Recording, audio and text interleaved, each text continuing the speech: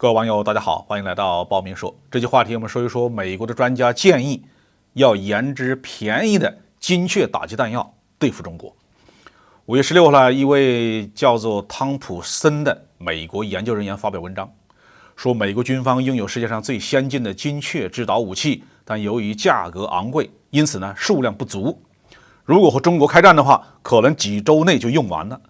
要是和中国、俄罗斯打仗，美军可能需要对付10万个目标，到哪里去找那么多的精确制导弹药啊？精确制导弹药在现代战争中的作用是毋庸置疑的。从海湾战争到阿富汗战争，再到乌克兰战争，精确弹药的投射比例一直在增加。俄罗斯受制造业技术水平和产能的限制，投射的精确弹药的数量不多，但是与俄罗斯自己的历史记录相比对精确弹药的依赖程度也是在大幅度提升的。当然，精确弹药的问题在于成本，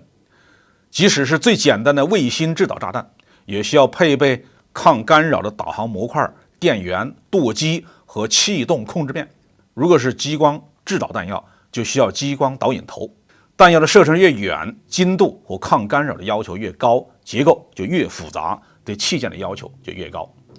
精确弹药所需要的技术和相关的器件不见得比民用的电子产品更复杂，但是由于需求特殊，产量很小，给生产带来一定的困难。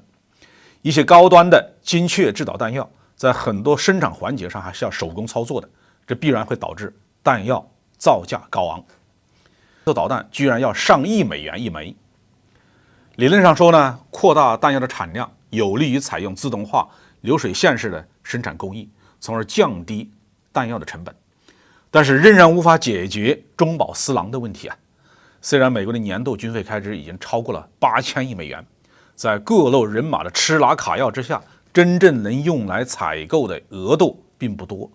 加之精确弹药如此昂贵，自然就买不了太多了。所以要想降低采购价格，增加弹药的储备，美国军方必须另想办法。美国军方其实现在很无奈，